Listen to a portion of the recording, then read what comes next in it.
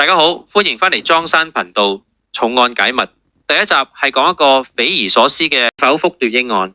呢單案係根據香港2008年一個真人真事改編。清晨時分喺香港一個閒置咗1年幾嘅商場，管理員發現咗一幕令佢一世都難忘嘅噩夢。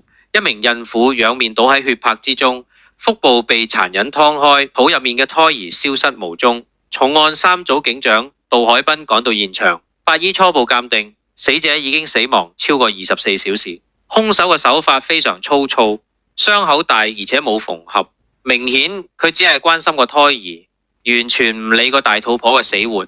死者施慧仙平日同人無冤無仇，點解會遭遇咁慘無人道嘅對待？就喺調查陷入僵局之際，流浪漢發現咗一名男嬰，但奇怪嘅係經 DNA 檢測，佢竟然唔係死者施慧仙嘅胎。原來施慧仙懷嘅係女仔，而男嬰嘅出現預示住可能有另一個受害者。杜海斌警長為咗體驗受害者心理，特意孭住同孕婦相同重量嘅背囊，重走施慧仙最後出現嘅路段。佢推測受害者喺疲憊不堪嘅時候遇到咗一個睇落值得信任嘅人，於是放低戒心跟對方走。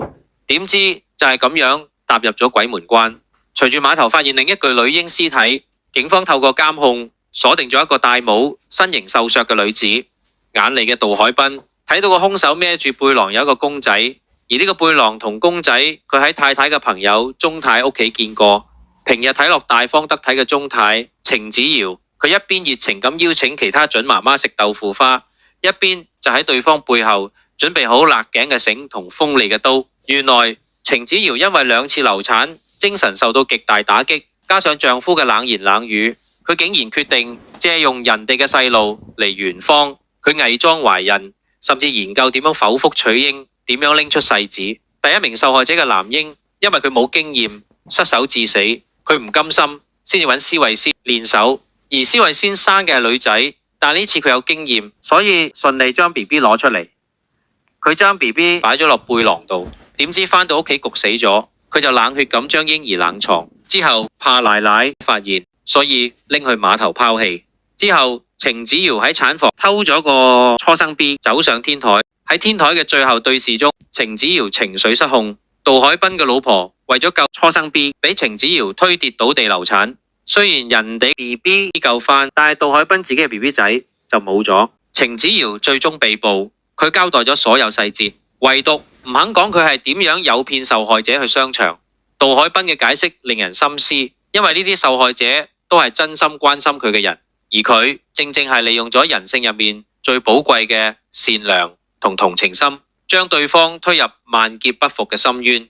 當一個人嘅執念大到可以漠視生命，甚至利用善良作為殺機，呢種惡比起暴力更加令人心寒。今集飾演程子瑤嘅係港姐朱晨麗。朱晨麗英文名 Rebecca Ju， 係 TVB 合約藝員，又係節目主持，同時亦係2011年香港小姐冠軍。佢喺1987年12月2日出世，細個喺蘇州同上海長大。